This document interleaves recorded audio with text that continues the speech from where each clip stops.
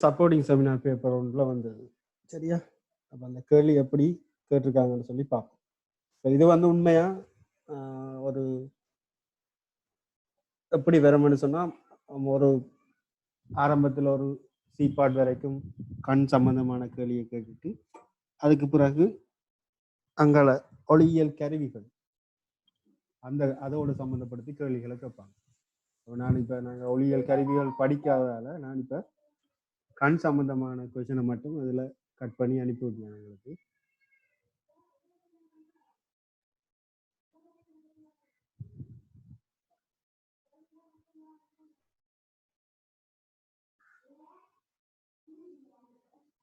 Okay, இப்போ இதில் ஒருவருடைய பார்வை வீச்சு தரப்பட்டிருக்கு. கண் விழியின் விட்டம் 2.5 சென்டிமீட்டர் தந்துக்கிறாங்க. உங்களுக்கு தெரியும் கண் விழியின் விட்டம்ன்றது வந்து இங்க வந்து அதனுடைய, அதாவது கண் வில்லையினுடைய குவிய தூரமா தான் இருக்க போகும். அல்லது நாங்க கண் வில்லையில இருந்து பார்த்தோம்னு சொன்னா கண் வில்லையில இருந்து பிம்பம் உருவாகிற இடம், அது கிடைப்பட்ட தூரம் இந்த கண் விழியின் விட்டம் என்று சொல்லி நாங்க எடுக்கலாம். உங்களுக்கு தெரியும் கண் ஒன்று எடுத்த மாதிரி இருந்தா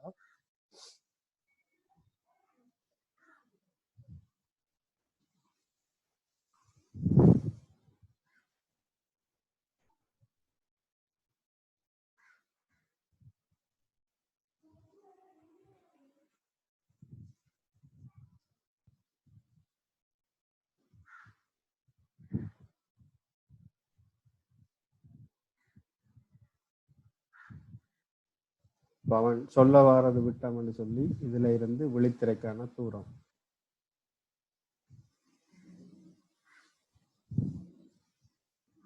அப்ப விழித்திரையில விழுத்தப்படுற பிம்பங்களுக்கான பிம்ப தூரம் வந்து 2.5 சென்டிமீட்டரா இருக்க போகுது.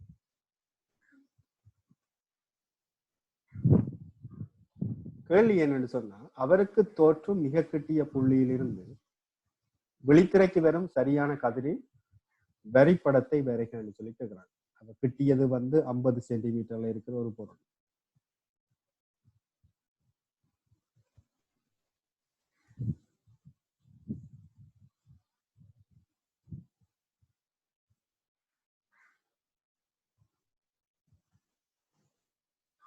ஓகே, நான் இது அளவுடைக்கு கீரையில அளவுடைக்குன்னா கொஞ்சம் தள்ளி வரப்போகுது.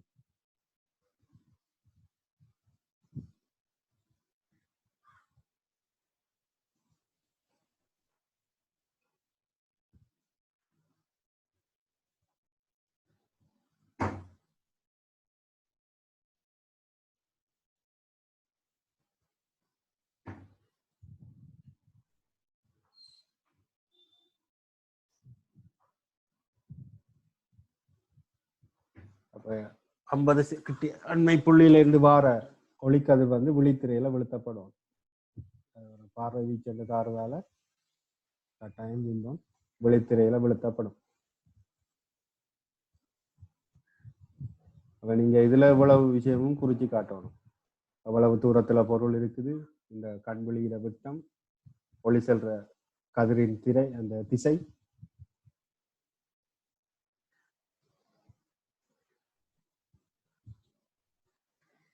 கதிரின் படத்தை வரைக என்று சொல்லியாச்சு. அப்போது கண் வில்லையின் வலுவை காண்க என்று சொல்லி கேட்கிறாங்க. இப்படி ஒரு சந்தர்ப்பத்துல கண் வில்லையினுடைய வலு என்னன்னு சொல்லி கேட்கிறாங்க. அப்ப இதுல நாங்க இப்ப என்ன செய்ய போறோம்னு சொன்னா வில்லை சூத்திரத்தை பாவிக்க போறோம். ஏன்னு சொன்னா எனக்கு கண் வில்லையினுடைய குவிய தூரத்தை கண்டுபிடிச்சனா இருந்தா அதுல இருந்து கொண்டு அந்த கண் வில்லையினுடைய வலுவை கண்டுபிடிக்கலாம். அப்ப இப்ப கண் வில்லைக்கு வில்லை சூத்திரத்தை பாவிச்சா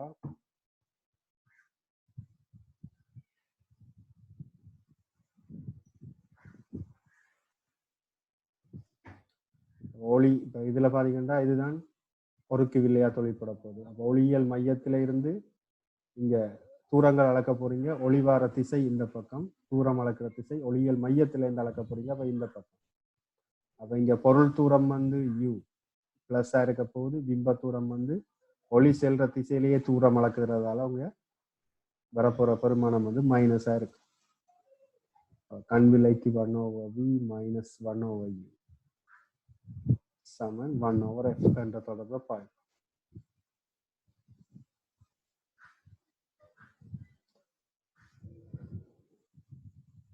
இங்க பிம்பத்தூரம் போடக்குள்ள குறிவழக்கு பாவிக்க போறீங்க. மறை 2.5.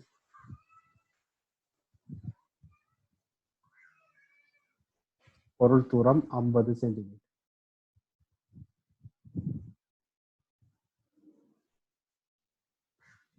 அப்ப இதுல மறை பெருமானம் இருக்குது.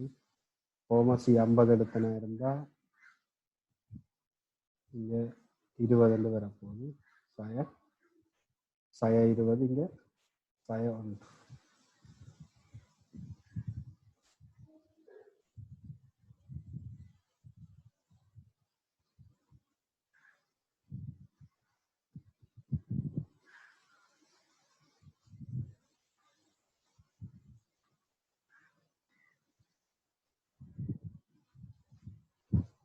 அப்ப 1/f பெருமானம் வந்து சய 21/50. ஆகவே எஃபினுடைய பெருமானம் என்று பார்த்தா சய 50/21 சென்டிமீட்டர் இருக்க போகுது. உங்களுக்கு தெரியும் வலுவில் நீங்க மீட்டர்ல கொண்டே அப்ளை பண்ணணும். அப்ப இந்த புவிய நீளத்தை மீட்டருக்கு மாற்றணும்னு சொன்னா 100ஆல பிரிக்கணும். 100ஆல பிரிச்சா 1/42 மீட்டர்ல வரப்போகுது. அப்போ வலுவுக்கான தொடர்பு தெரியும். வலு P = 1/f. அப்ப இதுல உங்களுக்கு தெரியும் இங்க மறைக்குறி வாரதுக்குரிய காரணம் என்னன்னு சொன்னா இங்க கண் வில்லை வந்து ஒருக்கு வில்லையா இருக்கு. குவி வில்லை மாதிரி தொழிற்பட போகுது. அப்ப ஒருக்கு வில்லையினுடைய வலு எப்பவும் நேர்பெருமானம் என்று தெரியும். ஆகவே +42 டயோப்டர் கேபிட்டல் டி என்ற அலகை கொடுப்பீங்க. சரியா? இவ்வளவுதான் ஆரம்பத்துல இருந்த 2 கேள்விக்கு முடிய ஆன்சரா இருக்கு. இதுல எதுவும் பிரச்சனை இருந்தா கேளுங்க.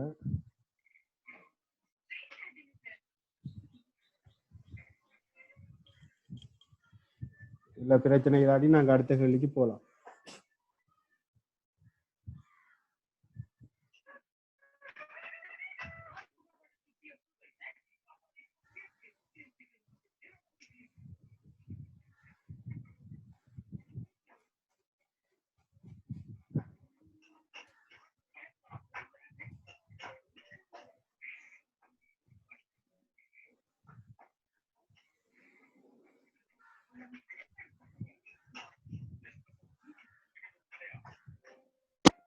ஓகே, இப்ப பி பார்ட்ல சொல்லி பார்ப்போம். தூர பார்வை, அண்மை பார்வை எனும் இரு பார்வை குறைபாடுகளினாலும் பீடிக்கப்பட்டுள்ள மேற்குறித்த நபர் ஓர் ஒற்றை கண்ணாடியை பயன்படுத்துவதற்கு உத்தேசித்துள்ளார். அத்தகைய ஒரு மூக்கு கண்ணாடியில் உள்ள ஒரு வில்லையின் மேற்பகுதி தூரத்தை பார்ப்பதற்கும் கீழ்ப்பகுதி அண்மையை பார்ப்பதற்கும் இயன்றவாறு அமைக்கப்பட்டுள்ளது. அப்ப நான் நேற்று சொன்ன மாதிரி அந்த வயசானாக்கள் 2 லென்ஸ் வச்ச கண்ணாடியை பாவிக்கணும்.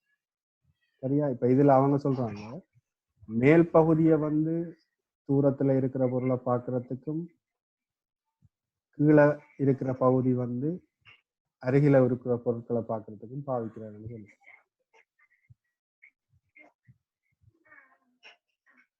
கண்ணாடி இப்படி இருக்கு, பார்த்துருக்கீங்க வயசானாக்கள கண்ணாடி.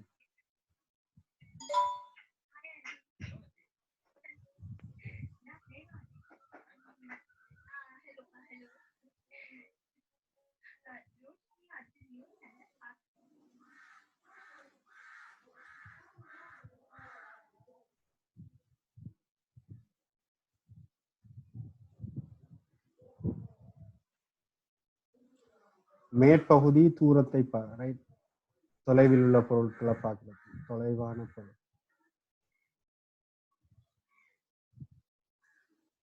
கீழே இருக்கிற இந்த பகுதி வந்து அண்மையில இருக்கிற பொருட்களை பார்க்கறதுக்கு பாய்க்கிறது.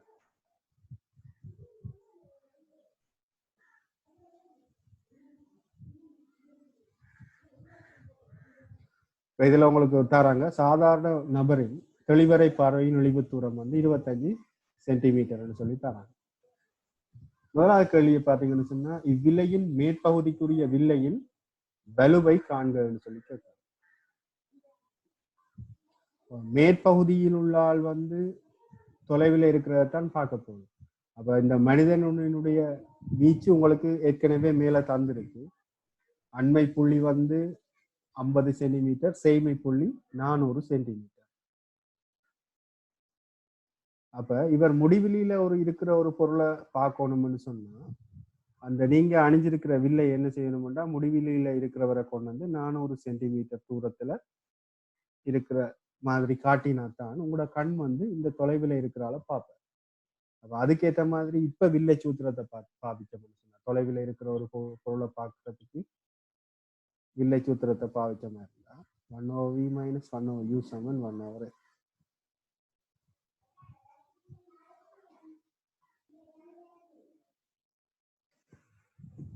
அப்ப இதுல இப்ப பொருள் இருக்கிற இடம் என்று பாத்தீங்கன்னு சொன்னா முடிவிலியில இருக்கிற பொருளை நான் கருதுறேன். சரியா? தொலைவில் இருக்கிற பொருள்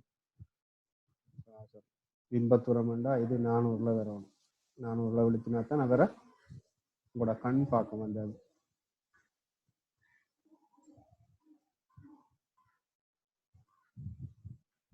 தொலைவில் இருக்கிறால பார்க்கறதுக்கு நீங்க பாவிக்கிற வில்லையினுடைய பெருமானம் வரப்போது எஃப் வந்து 400 சென்டிமீட்டர். இங்க விடை வந்து பிளஸ்ல வந்திருக்கேன். அப்ப இது ஒரு விரிவில்லையா இருக்க போகுது.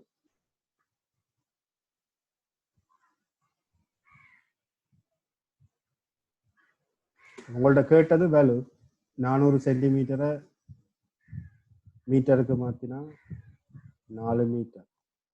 ஆகவே இங்க எனக்கு வேல்யூ வரப்போகுது p = 1/f. அப்ப இங்க நீங்க பாவிச்சது வந்து விரிவில்லை என்றதால வேல்யூட பெருமானம் மறை பெருமானத்துல வரணும் 1/4. ஆகவே -0.25 டயோப்டரா இருக்க போகுது. தூரத்துல இருக்கிற பொருளை பார்க்கறதுக்கு பாவிச்ச அந்த அதாவது மேற்பகுதிக்குரிய வில்லையின் வேல்யூ -0.25 டயோப்டர் என்ற பெருமானத்தை எடுக்கும்.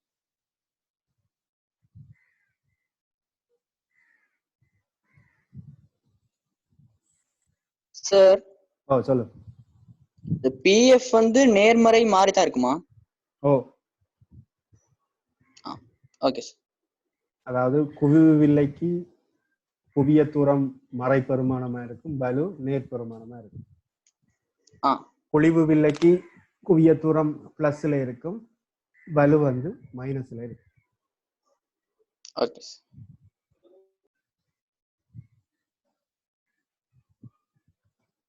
ரெண்டாவது கேட்கிறாங்க, கீழ்ப்பகுதிக்குரிய வில்லையின் வலுவை காண்க.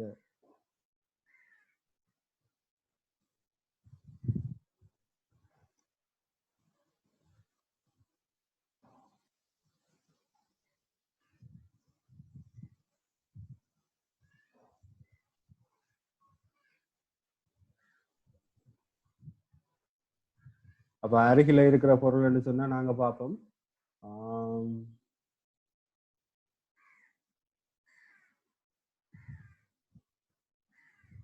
ஒரு சாதாரண நபரின் தெளிவரைப்பாறை தூரம் 25 சென்டிமீட்டர் தராங்க. ஓகே, அப்ப நாங்க 25 சென்டிமீட்டர்ல ஒரு பொருள் இருக்கிறதா வைப்போம். அந்த பொருளை வாசிக்கணும்னு சொன்னா அவரோட இழிவு தூரம் வந்து 50 சென்டிமீட்டர். நம்ம 50ல கொண்டே விழுத்தணும்.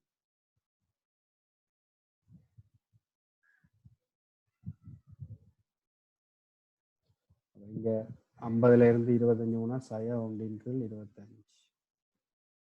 சரி, 1/50 வரும்.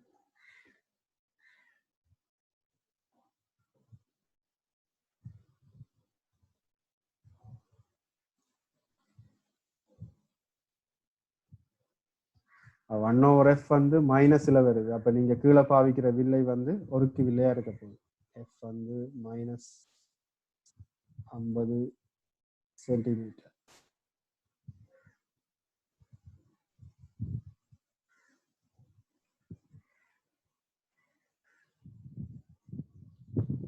ஆகவே இவரை நான் மீட்டருக்கு மாத்தினா 100ஆல பிரிக்கணும்.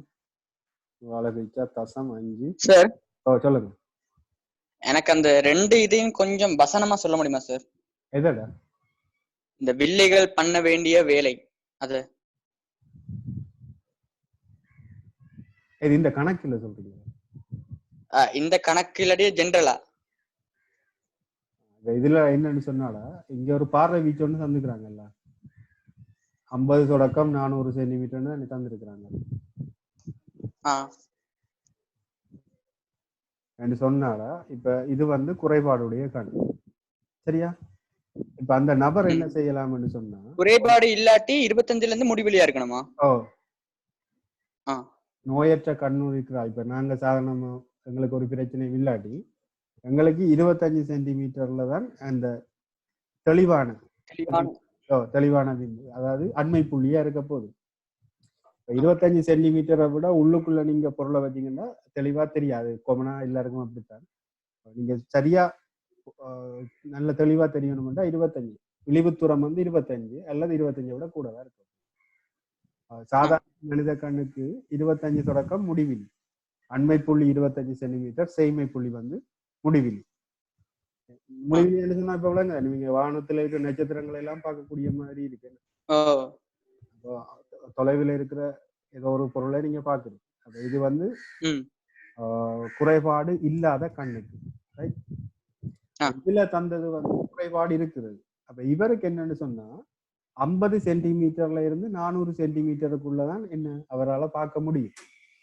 கிட்டிய தூரம் 50 சென்டிமீட்டர். இப்ப ஒரு புத்தகத்தை வாசிக்கணும்னா அவர் 50 சென்டிமீட்டர்ல வச்சாதான் அவருக்கு வாசிக்கணும். தொலைவில் இருக்கிற பொருளை பார்க்கணும்னா அந்த தொலைவில் இருக்கிற பொருள் 400 சென்டிமீட்டர் தான் மேக்சிமமா இருக்க போகுது. அதுக்கு தாண்டி அங்கால இருக்குமா இருந்தா அவரால் தெளிவா பார்க்க முடியும். இவரை வந்து நிவர்த்தி செய்யறதுக்காக என்ன செய்யணும்னு சொன்னா, இப்ப நீங்க என்ன செய்ய போறீங்கன்னு சொன்னா ஒரு வில்லைய பாவிக்க போறீங்க. சரியா? வில்லைய பாவிக்கிற நேரம் அல்லது 25 சென்டிமீட்டர்ல தூரத்துல இருக்கிற ஒரு பொருளை பார்க்கணும்னு சொன்னா, இப்ப நீங்க பாவிக்கிற வில்லை என்ன செய்யணும்னா, அப்போ ஒரு வில்லைக்கு முன்னால நீங்க ஒரு குறித்த ஒரு தூரத்துல பொருளை வச்சா அந்த வில்லை என்ன செய்யும், ஒரு பிம்பத்தை உண்டு இங்கால பிம்பத்தை உருவாகும் தானே. வில்லை வந்து ஒரு பொருளுக்கான ஒரு பிம்பத்தை உருவாக்கும் தானே. அந்த பிம்பத்தை தான் உங்களோட கண் பார்க்க போகுது. நீங்க கண்ணாடி என்ன வேலை செய்யுதுன்னா ஒரு பொருளை பாக்குது அந்த வில். சரியா? நீங்க அணிகிற வில்லை இருக்குத்தானே, ஒரு பொருள், அந்த பிம்பத்தை உங்களோட கண்ணில விழுத்த போகுது. சரியா? அப்ப இந்த வில்லை வந்து என்ன செய்யணும்டா, இப்ப உங்களோட கண்ணுக்கு முன்னால 25 சென்டிமீட்டர் தான் ஒரு பொருள் இருக்குன்னு சொல்லி வைப்போம். 25 சென்டிமீட்டர் தூரத்துல ஒரு பொருள் இருக்குன்னு சொன்னா அதை இப்ப உங்களால பார்க்க முடியாது. ஏன்? உங்களோட பார்வை வீச்சுல அண்மை புள்ளி வந்து இப்ப 50 சென்டிமீட்டர் சொல்லி தந்துருக்கு. அப்ப நீங்க இன்னொரு டவுட் சார். சொல்லுங்க. இந்த கண்ணுக்குள்ள இருக்க அந்த விழித்திரைக்கும் அந்த கண்மணிக்கும் தூரம் இருக்குதானே, அது ஆளுக்கால் வேறுபடுமா? சில பேருக்கு மொழி, சில பேருக்கு பெரிய மொழியா இருக்கு. கட்குழியின் விட்டம் தானே, அது மாறுபடலாம். அதுதான் பிரச்சனையா இருக்கு. கண்ணினுடைய அமைவு காரணமா தான், இந்த அமைவுல ஏற்படுற பிரச்சனை காரணமா தான் இந்த வீச்சு வந்து உருவாகும். இந்த வீச்சுக்குள்ள அவரால் பார்க்க முடியும். சரி? அப்ப நீங்க பாவிக்கிற கண்ணாடி, அதாவது நீங்க பாவிக்கிற வில்லை வந்து ஸ்பெக்ஸ் வந்து என்ன செய்ய போகுதுன்னா, 25 சென்டிமீட்டர்ல இருக்கிற அவளை கொண்டு வந்து 50 சென்டிமீட்டர்ல இருக்கிற ஒரு பொருளா காட்ட போகுது. 25ல இருக்கிறத 50ல இருக்கிறத காட்ட போதா? அதுதான் பிம்பத்தை உருவாக்க போகுது. இப்ப இதனுடைய குவியத்துக்குள்ள இந்த பொருளை வச்சா இங்க நடக்கும் பிம்பம் உருவாக போது. இங்க இது ஆப்ஜெக்டா இருக்க போகுதுடா, இமேஜிங் வந்து இங்க உருவாக போகுது இமேஜ். அப்ப இறுதியா உருவாகிற பிம்பத்தை தான் யார் பார்க்கிறது? நாங்க பார்ப்போம். என்ன அந்த வேலையை தான் இந்த வில்லை செய்யுது. 25 சென்டிமீட்டர் தூரத்துல இருக்கிற ஒரு பொருளை நீங்க வெறுங்கண்ணால பாக்கலாம் இருக்கு. கண்ணாடிய போட தெளிவா தெரியுதுண்டா அங்க என்ன நடந்திருக்கு, அந்த கண்ணாடி என்ன செஞ்சிருக்குண்டா 25 சென்டிமீட்டர் தூரத்துல இருந்த பொருளினுடைய பிம்பத்தை கொண்டு போய் உங்களால பார்க்கக்கூடிய இழிவு தூரத்துல கொண்டு போய் அவரை என்ன செய்யற காட்டுறார். அதாலதான் உங்களோட கண் வந்து அதை தெளிவா பார்க்கக்கூடிய மாதிரி. அப்படின்னா 25ல இருந்து 50 சென்டிமீட்டருக்குள்ள இருக்க வேண்டிய பொருள்களை 50 சென்டிமீட்டர்ல காட்டுறாரோ. 50க்கு குறைவா இருக்கிற எந்த தூரத்தையும் கொண்டு வந்து 50ல விழுத்த போறேன். சரியா? ஏனென்றா அவருக்கு அண்மை புள்ளியே 50 சொல்லியாச்சு. 50 விட்டு 49.5 2 வந்தாலே அவருக்கு தெளிவா தெரியாது. 50 விட குறைஞ்சாலே அவருக்கு தெளிவா தெரியாது. தெளிவா தெரியணும்னா அண்மை புள்ளியான 50 சென்டிமீட்டர்ல பொருள் இருக்கும். அதாவது கண்ணாடி அணிஞ்சிருக்காத நேரம். சரியா? கண்ணாடி அணிஞ்சிருக்கிற நேரம் என்ன செய்யலாம்? நீங்க 50 குறைய வச்சாலும் அவரை என்ன செய்ய போறாரு? நீங்க பாவிக்கிற வில்லை வந்து அவரை கொண்டு வந்து 50 சென்டிமீட்டர்ல இருக்கிற மாதிரி காட்டுவார். அதாலதான் உங்களோட கண் அதை தெளிவா பார்க்கக்கூடிய மாதிரி. அப்ப இவட சிச்சுவேஷன் வந்து இப்ப இவட அந்த இழிவு தூரம் 50னா இப்ப விம்பத்தூரம் எப்பயுமே 50. விம்பத்தூரம் 50. பொருள் தூரம் 50ல இருந்து 25க்குள்ள இருக்கும். அது நீங்க வைக்கிற அளவு தாரத பொறுத்து. Okay sir. அதே மாதிரி தான் நாங்க என்ன சேமை புள்ளிக்கும் அதே மாதிரி தான். இறுதி பிம்பம் அந்த அவன் தந்த வீச்சுல விழுவணும். 400 சென்டிமீட்டர்ல விழுவணும். பலமையா சாதாரண கணக்கு முடிவில இருந்தாலும் விளங்கணும். முடிவில விளங்கணும். இது குறைபாடு இருக்கிற கண் தானே. அவன் வீச்சு தந்துக்கிறான். சேமை புள்ளி 400 சென்டிமீட்டர். இப்ப வீச்சு ஒன்று தாரானண்டா அதுல குறைஞ்ச பெருமானம் அண்மை புள்ளி, கூடின பெருமானம் சேமை புள்ளி என்று எடுத்து செய்யும். கூடின பெருமானம் பிம்ப தூரமா இருக்கும். பொருள் தூரம் முடிவிலியா இருக்கும். பொருள் தூரம் முடிவிலி. Okay sir. சார் அந்த நீங்க சொன்னீங்க இப்ப இந்த கண் அது போனா கண் விழியின் விட்டம் 2 சென்டிமீட்டர்னு. அது வந்து யாருக்கு சமனா இருக்கும்? அந்த கண் இல்ல இப்ப அந்த அவர கண் விழியிற விட்டம் தான் தந்துக்கிறாங்க. அந்த நபரினுடைய கண் விழியின் விட்டம் தான் தந்துக்கிறாங்க. அப்ப நான் இந்த நபருக்கு அதுதான் அவட கண் விழியின் குவிய தூரமா இருக்குமா? குவிய தூரம் என்றதை விட விம்ப தூரம், அதாவது இறுதி பிம்பம் உருவாகிற தூரம். தனிய கண்ணுக்கு எடுத்தோம்னு சொன்னாடா இதுதான் அவரோட குவிய தூரமா வராதா? சரியா, குவிய தூரம் இல்ல பிம்ப தூரம். இங்க வில்லையால உருவாக்கப்படுற பிம்பம் விழித்திரையில விழ போடுதுண்டா எப்பவும் விழித்திரையில தான் பிம்பம் உருவாகும். அப்படின்னா இந்த கண் வில்லையில இருந்து அந்த விழித்திரைக்கான தூரம் எப்பவும் இந்த கண் வில்லையால உருவாகிற பிம்பத்தினுடைய பிம்ப தூரமா இருக்கு.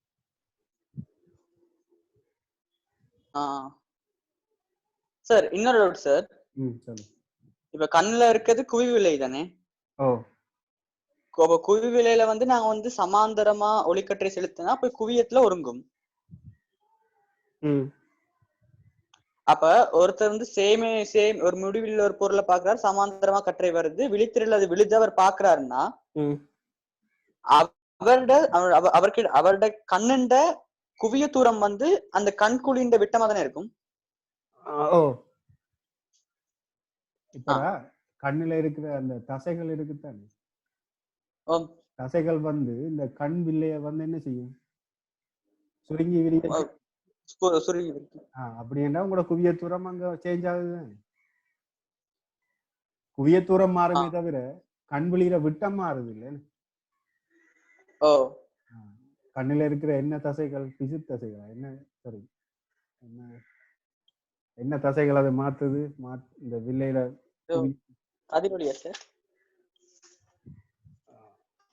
ஏதோ ஒரு ரைட். இந்த கண் வில்லையை தாங்கி பிடிச்சிருக்கிற அந்த வில்லை அந்த தசைகள் அதுதான் என்ன செய்யுது? வில்லையில குவிய நீளத்தை கூட்டி குறைக்குது. விட்டம் மாறாது, பட் குவிய தூரம் மாறலாம். சார் அப்ப எனக்கு அது கொஞ்சம் குழம்புது சார். இப்ப குவிய தூரம் இப்ப சமாந்தரமா வர பொருளுக்கு சேமில இருக்க பொருளை ஒருத்தர் கண்ணுல எதுவும் குறையும் இல்ல, சேமில ஒரு பொருளை பாக்காருண்டா அந்த தசை வந்து சுருங்கோ தளரோ தேவை தானே?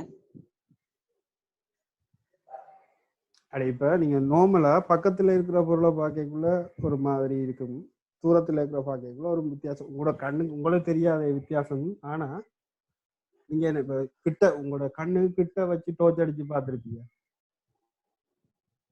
கண் சுருங்கம் என்ன நடக்குது? அங்க ஏதோ ஒண்ணு நடக்குது.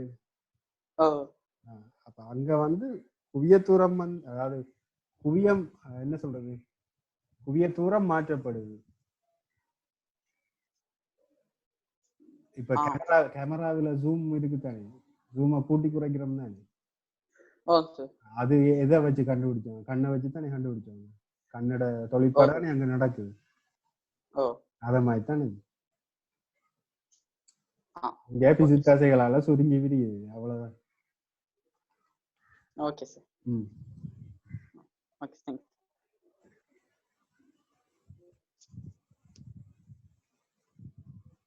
ஓகே, அப்ப இங்க நாங்க அருகில இருக்கிற பொருளுக்குரியதை பார்த்துட்டோம். குவிய தூரம் -0.5 -0.5 அரை எண்டு வரப்போகுது. ஆகவே P = 1/f. ஆகவே 1/f பெருமானம் வந்து 2, ஒருக்கவில்லை என்றால் +2 டயோப்டர்.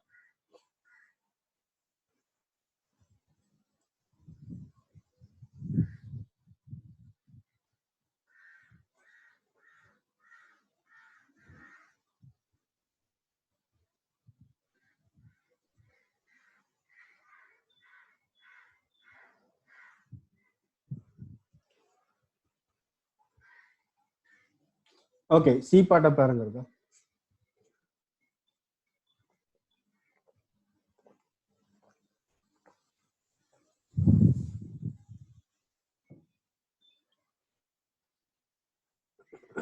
சி பாட்டில் முதலாவது கேள்வி பாருங்க.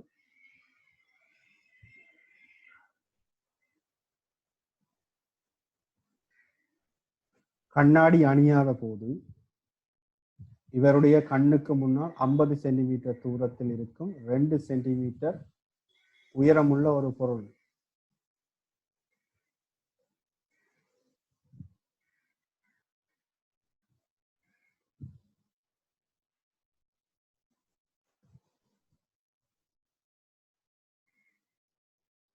இப்ப சொல்றாங்க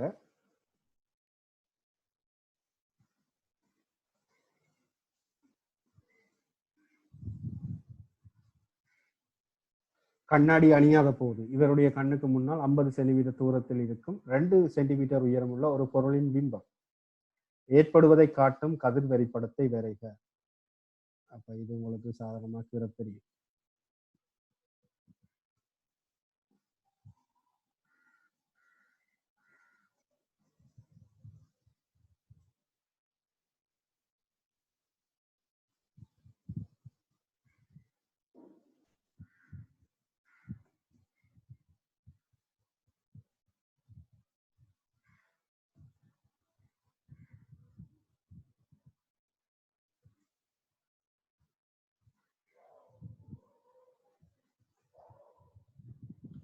ரெண்டு சென்டிமீட்டர் உயரமான பொருள் 50 சென்டிமீட்டர்ல இருக்கு.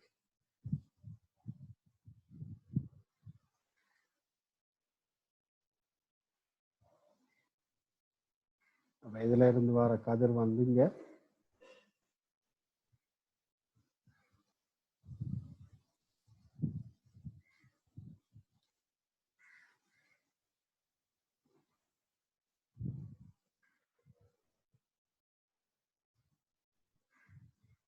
விழித்திரையில விழுத்தப்பட போகுது.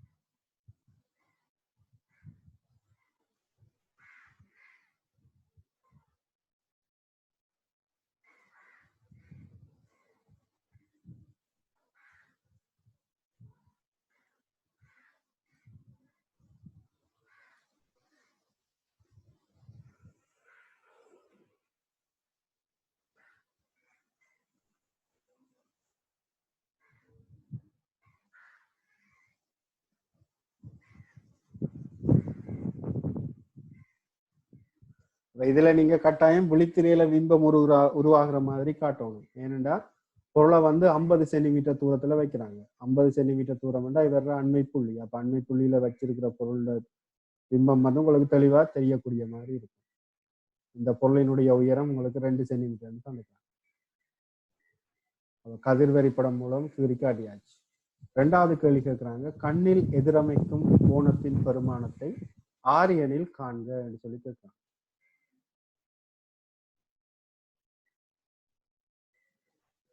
அப்ப கண்ணில் எதிரமைக்கிற கோணம் வந்து வச்சா இது அல்ஃபாண்டு வைப்போம்.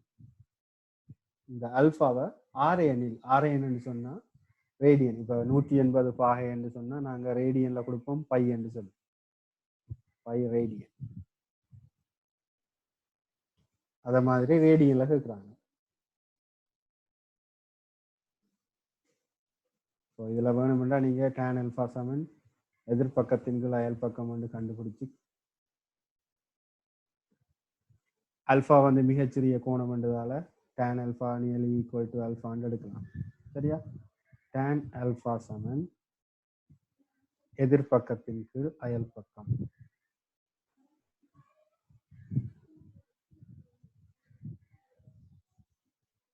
அப்ப அல்ஃபா சிறிய கோணம் என்றதால tan alpha nearly equal to alpha. So இதுல இருந்து அல்ஃபாவினுடைய பெருமானம் 50 2ஆல பெருக்கினோம்னா 4 0.04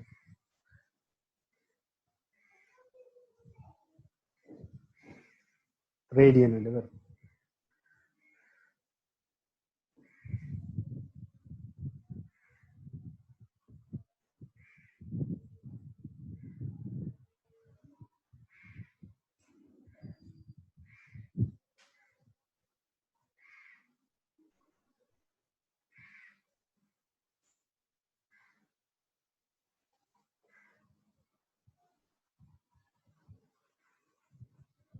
மூன்றாவது கேள்வியை பாருங்க. உடல் நலமுள்ள ஒருவர் கண்ணிலிருந்து 25 சென்டிமீட்டர் தூரத்தில் 2 சென்டிமீட்டர் உயரமுள்ள ஒரு பொருளினால் விழித்திரையில் உண்டாகும் பிம்பம் எதிரமைக்கும் கோணத்தை ஆரியனில் காண்கன்னு சொல்லி கேட்கிறாங்க. அப்ப இப்ப உடல் நலம் உள்ள ஒரு ஆள் என்று சொல்லி சொல்றாங்க. 25 சென்டிமீட்டர்ல இருக்கிற இதே 2 சென்டிமீட்டர் உயரமான ஒரு பொருளை பார்க்க போறேன்.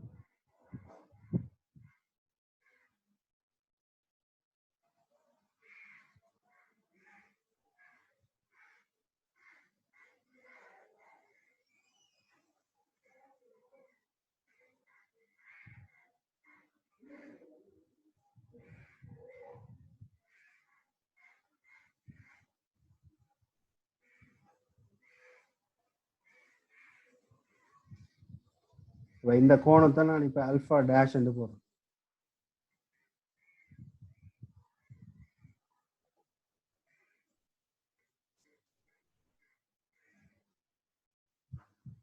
ரெண்டு சென்டிமீட்டர் உயரமான பொருள் 25 சென்டிமீட்டர்ல இருக்கு.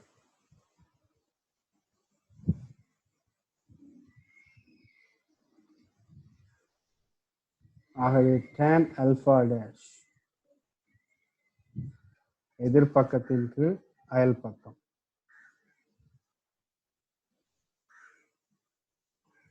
அல்பா டேஷ் வந்து என்ன இருக்க போகுதுன்னு சொன்னா 0.08 ரேடியனா இருக்கு.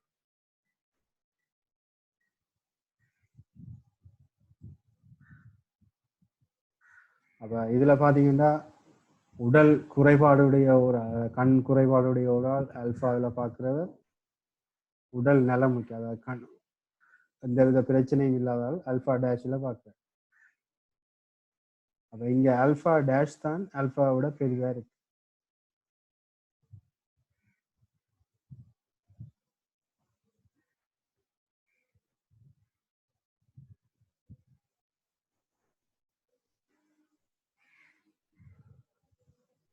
அப்ப இதுல அவன் கேட்கிறான் கடைசி கேள்வி, நோயாளி ஒருவர் உடல் நலமுள்ள ஒருவர் தொடர்பாக குறைந்த பருமனுடன் பொருள்களின் பிம்பங்களை பார்ப்பதாக ஒரு மாணவன் கூறுகின்றான்.